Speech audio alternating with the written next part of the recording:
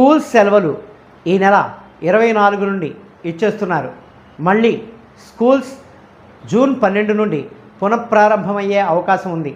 అప్పటి వరకు మీ పిల్లలు మీ బాధ్యతగా ప్రతి ఒక్కరూ వ్యవహరించాలి.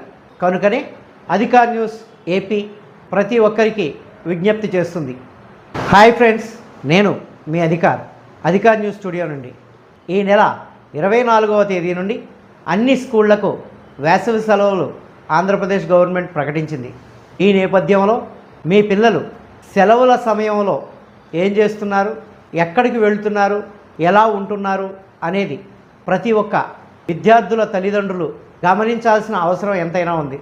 గత సంవత్సరం వేసవి సెలవుల్లో సముద్రం, కాలువలు, రిజర్వాయర్లు వంటి ప్రాంతాలలో జరిగిన సంఘటనల నేపథ్యంలో తమ పిల్లలపై ఖచ్చితంగా తల్లిదండ్రులు దృష్టి సారించాలని పలువురు అనేక సామాజిక మాధ్యమాల ద్వారా తెలియజేశారు.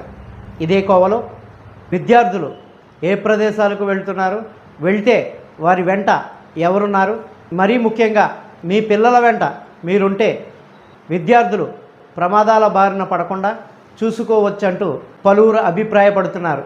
ఇప్పుడున్న కాలమాన పరిస్థితులను బట్టి ఎండ తీవ్రత కూడా మరింత పెరిగే అవకాశాలున్నందున ఉదయం 10 గంటల నుండి సాయంత్రం 4-5 గంటల వరకు తమ పిల్లలను ఎక్కువగా ఇళ్లల్లోనే ఉండేలా చూసుకోవాలంటూ అధికార్ న్యూస్ ద్వారాగా కూడా తెలియజేయడం జరుగుతుంది.